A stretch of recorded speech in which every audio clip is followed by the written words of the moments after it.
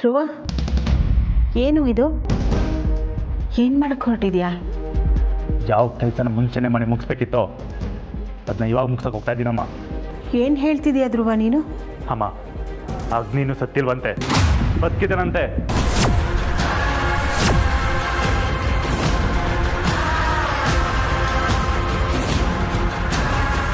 ಏನೋ ಚಾನ್ಸೇ ಇಲ್ಲ ಧ್ರುವ, ನಾ ಇದನ್ನು ನಂಬಲ್ಲ. ಅಲ್ಲ, ಅಗ್ನಿ ಸತ್ತಿದ್ದ ನಾವೇ ಕಣ್ಣಾರೆ ನೋಡಿದ್ವಿ. ಇಲ್ಲ ಬಾಬಾ, ನನಗೆ ಇವಾಗ ತಾನೇ ಒಂದು ಕಾಲ್ ಬಂದಿತ್ತು. ಆ ವ್ಯಕ್ತಿನೇ ಹೇಳ್ದ ಅಗ್ನಿ ಬದುಕಿದ್ದಾನೆ ಅಂತ. ಧ್ರುವ, ಇದರಲ್ಲಿ ಏನೋ ಗಡ್ಬಡಿದೆ ಅನ್ಸಿದೆ ನನಗೆ. ನಮ್ಮನ್ನು ಸಿಕ್ಕಾಕ್ಸ್ಬೇಕು ಅಂತಲೇ ಯಾರೋ ಈ ಥರ ಪ್ಲ್ಯಾನ್ ಮಾಡ್ತಿದ್ದಾರೆ. ಯಾರು ಯಾಕೆ ಮಾಡ್ತಾರೆ ಬಾಬಾ? ನನಗೆ ದುಶ್ಮನ್ ಅಂತ ಇರೋದು ಆ ಅಗ್ನಿ ಮಾತ್ರ. ನನ್ನ ಪ್ರಕಾರ ಅಗ್ನಿನೇ ಫೋನ್ ಮಾಡ್ತಿರ್ಬೇಕು, ನಾನು ಅದಕ್ಕೆ ಬರಲಿ ಅಂತ. ಅಮ್ಮ, ಅವನು ಮಾಡಿರೋ ಪ್ಲ್ಯಾನಲ್ಲಿ ಅವನೇ ಬಲಿಯಾಗ್ತಾನೆ. ಆ ದೇವ್ರಿಗೂ ಇದೇ ಬೇಕು ಅನಿಸುತ್ತೆ.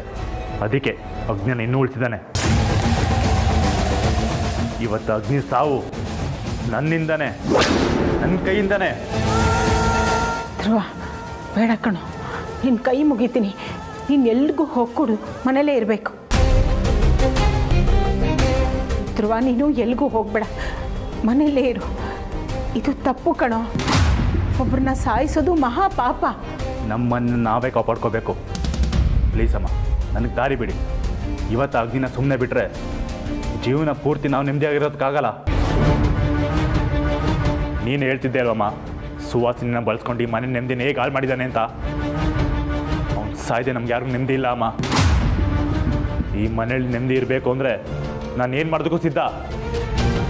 ಹಾಗಂತ ನೀನು ಅವ್ರನ್ನ ಸಾಯಿಸ್ತೀಯೇನೋ? ಅಮ್ಮ, ಇದು ಕೊಲೆ ಅಲ್ಲ, ಬಲಿ. ಏನಮ್ಮ, ಅಗ್ನಿಯನ್ ಮಹಾತ್ಮನ? ಅವನಿನ್ನೂ ಬದುಕಿದ್ರೆ ನಮ್ಮಂತ ಎಷ್ಟೋ ಮನೆಗಳು ನಾಶ ಆಗ್ಬಿಡುತ್ತೆ. ಇಕ್ಕಿ ಅಣ್ಣನಂತ ಎಷ್ಟೋ ಮಕ್ಕಳನ್ನ ತನ್ನ ತಾಯಿಂದನೇ ದೂರ ಮಾಡ್ತಾನೆ. ಅಮ್ಮ, ನೀನು ವಿಕ್ಕಿ ಅಣ್ಣನ ಕಳ್ಕೊಂಡು ದುಃಖ ಪಟ್ಟ ಹಾಗೆ ಇನ್ನೊಂದು ತಾಯಿನ ದುಃಖ ಪಡ್ಬೇಕಾ?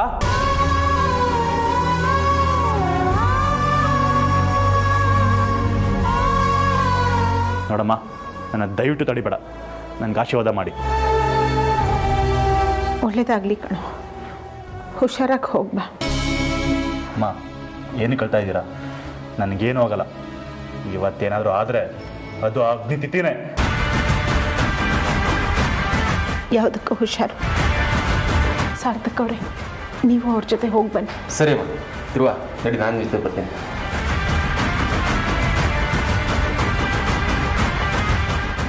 ದೇವ್ರೆ, ನನ್ನ ಮಕ್ಕಳಿಗೆ ಏನೂ ಆಗದೆ ಇರಲಿ, ಹುಷಾರಾಗಿ ಮನೆಗೆ ವಾಪಸ್ ಬರೋ ಹಾಗೆ ಮಾಡು.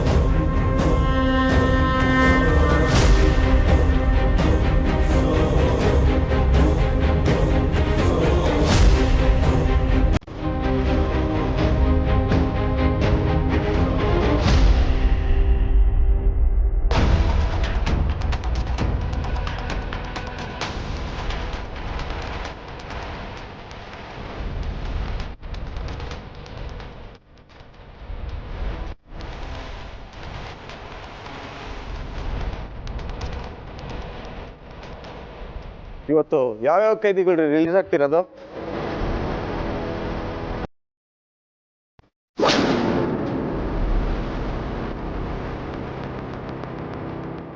ಯಾಕ್ರಿ ಎದ್ರ ಕುಂತಿದ್ದೀರಾ? ಕೊಡಿ ಫೈಲು.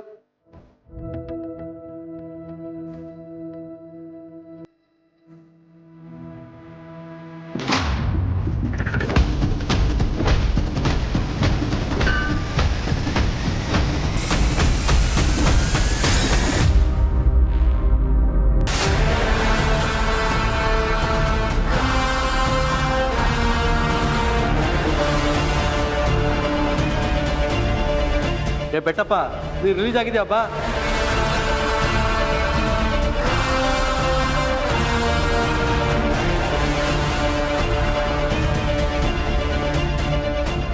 ಇವತ್ತು ಇವನ ರಿಲೀಸ್ ಆಗ್ತಿರೋದು.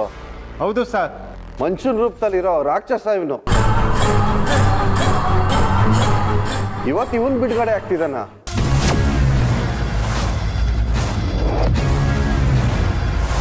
ಇವನ್ ತಂದೆ ತಾಯಿ ಇವನ್ನ ಮಂಚುನಾಗಿ ಎತ್ತಿದ್ರು.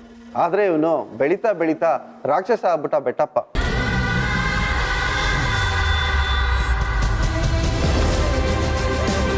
ಕರ್ಕೊಂಬರಕ್ ಹೋಗಿದಾರಾ?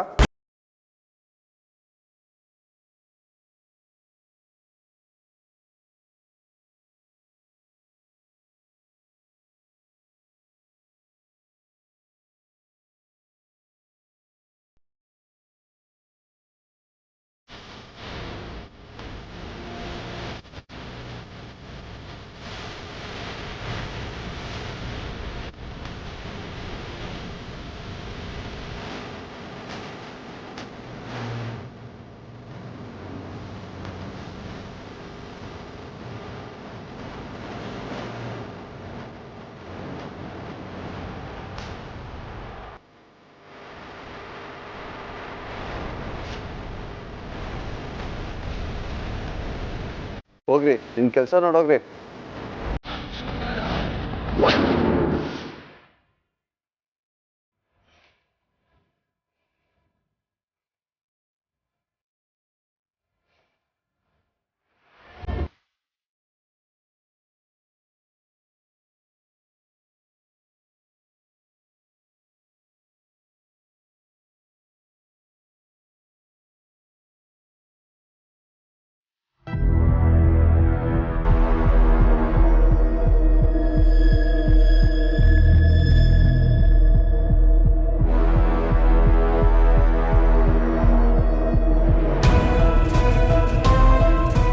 ಬೆಟ್ಟಪ್ಪ. ಏನ್ ಸಾಹೇಬ್ರೆ?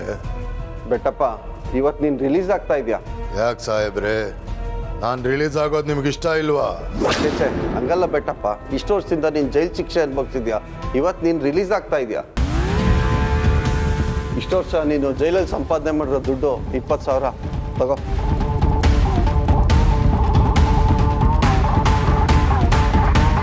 ತುಲಾಭಾರ ಮಾಡಿದ್ರೆ ನನ್ನಷ್ಟೇ ತೂಕದಷ್ಟು ನೋಟ್ಗಳನ್ನ ಇಟ್ಟು ಮಾಡಬಹುದು, ಅಷ್ಟು ದುಡ್ಡು ನನ್ನ ಹತ್ರ ಇದೆ.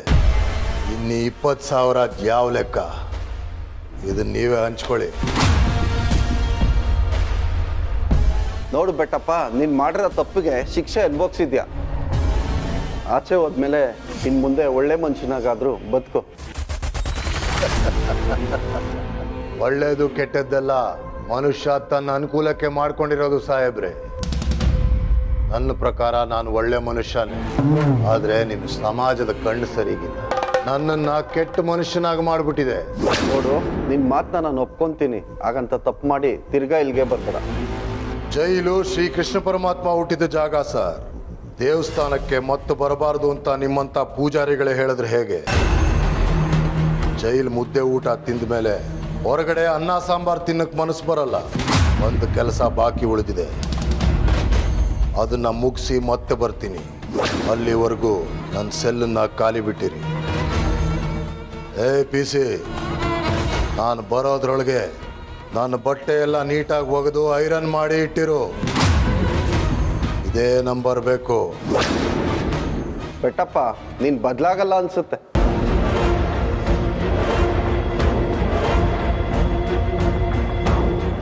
ಸೈನ್ ಹಾಕಪ್ಪ.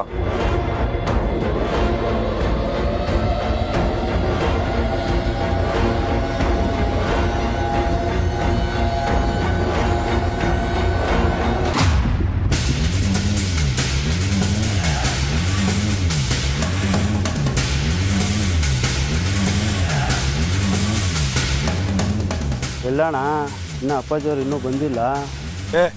ಬರ್ತಾರಿರೋ.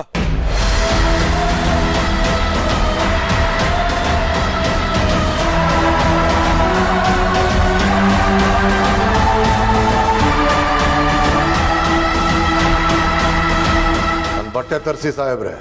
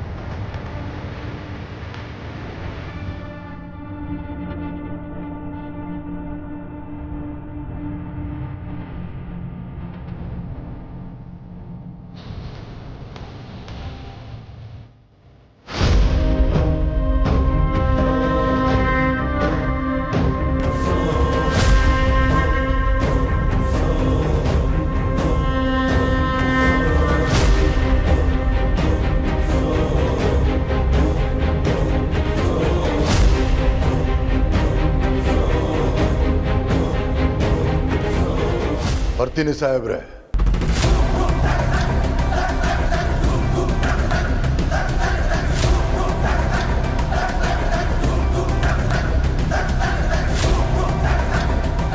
ಈ ಬೆಟ್ಟಪ್ಪ ಬರ್ತೀನಿ ಅಂತ ಹೋಗ್ತಾವನೆ, ಆದಷ್ಟು ಬೇಗ ಇದೇ ಬರ್ತಾನೆ.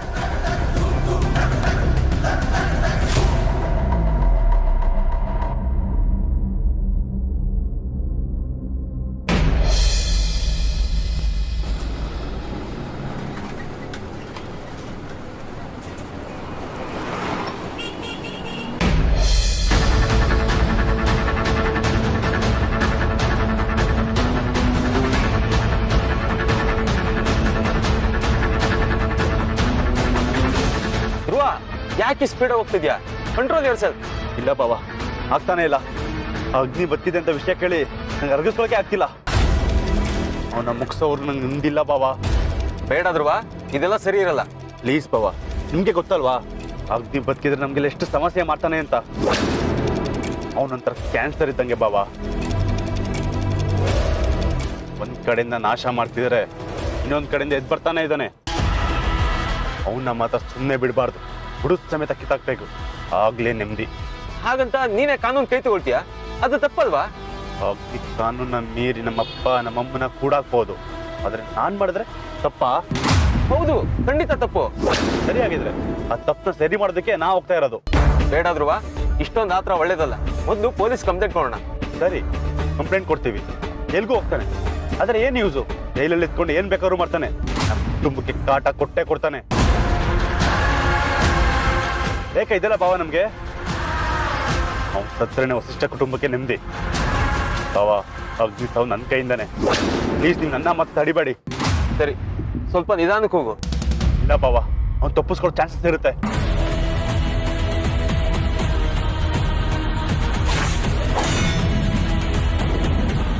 ಎರಡು ಕಿಲೋಮೀಟರ್ ಅಗ್ನಿ ನಿನ್ಗಿದೆ.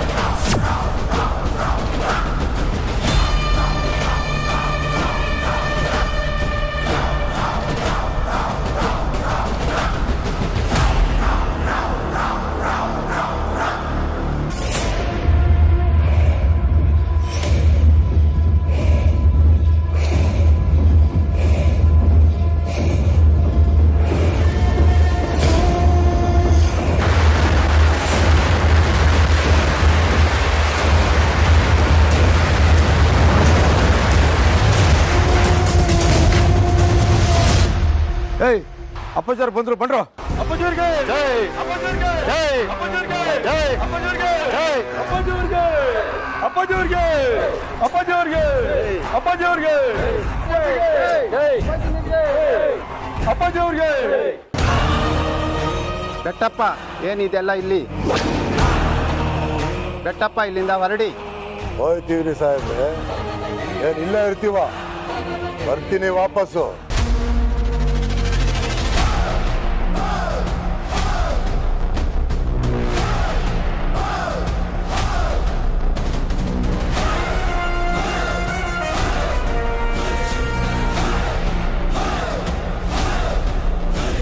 ಅಪ್ಪಾಜಿಯವ್ರಿಗೆ ಜೈ, ಅಪ್ಪಾಜಿಯವ್ರಿಗೆ ಜೈ, ಅಪ್ಪಾಜಿಯವ್ರಿಗೆ ಜೈ, ಅಪ್ಪಾಜಿಯವ್ರಿಗೆ ಜೈ, ಅಪ್ಪಾಜಿಯವ್ರಿಗೆ ಜೈ, ಅಪ್ಪಾಜಿಯವ್ರಿಗೆ ಜೈ.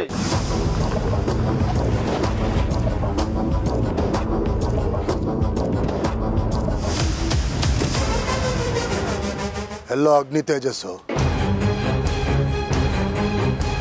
ಎಲ್ಲೋ ಅವರಿಬ್ರು. ನಾನು ಹೊರಗಡೆ ಬರ್ಬೇಕಾದ್ರೆ ಅವರಿಬ್ರು ಬಂದು ಕಾಯ್ತಾ ಇರ್ತಾರೆ ಅನ್ಕೊಂಡ್ರೆ ನಿಮಗೆ ಕೆಟ್ಟ ಮೂತಿಗಳು ನೋಡ್ಬೇಕಾ ನಾನು? ಎಲ್ಲೋ ಅಗ್ನಿ ತೇಜಸ್ಸು? ಅಣ್ಣ, ಅದು ನಡೀರೋ ಮನೆಗೆ. ಅಪ್ಪಾಜಿ ಒಂದು ನಿಮಿಷ.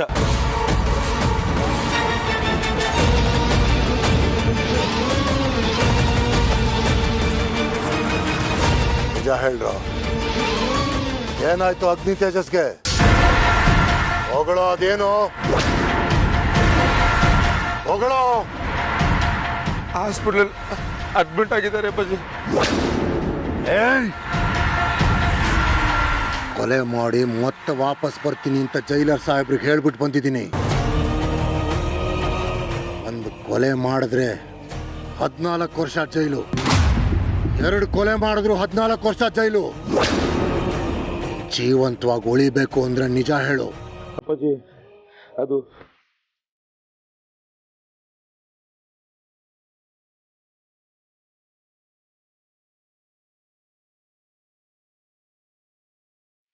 ಸಾಯಿ ನೀನು.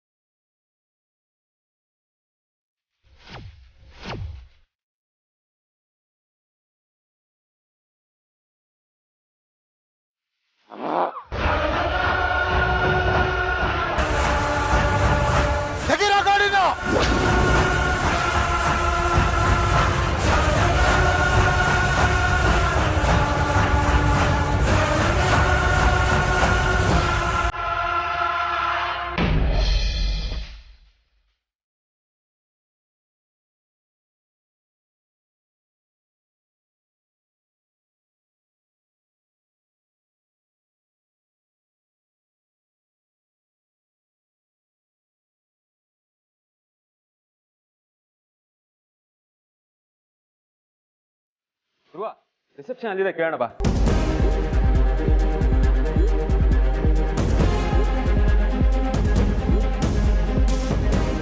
ಮೇಡಮ್, ಈ ಹಾಸ್ಪಿಟಲ್ನಲ್ಲಿ ಅಗ್ನಿ ಅನ್ನೋರು ಅಡ್ಮಿಟ್ ಆಗಿದ್ದಾರೆ. ಅವ್ರು ಎಲ್ಲಿದ್ದಾರೆ? ಸಾರಿ, ಯಾರು ಸರ್? ಅಗ್ನಿ ಅಂತ. ಒಂದು ನಿಮಿಷ ಚೆಕ್ ಮಾಡಿಬಿಟ್ಟು ಹೇಳ್ತೀನಿ.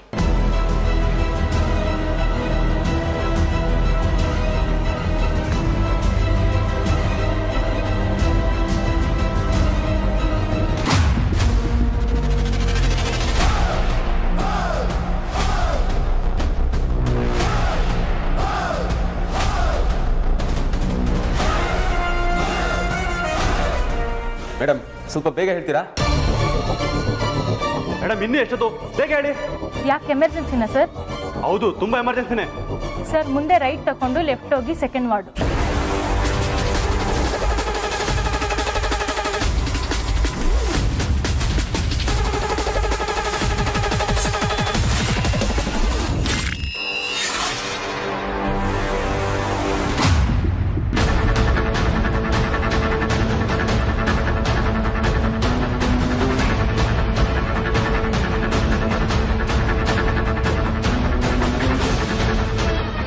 ಅಗ್ನಿ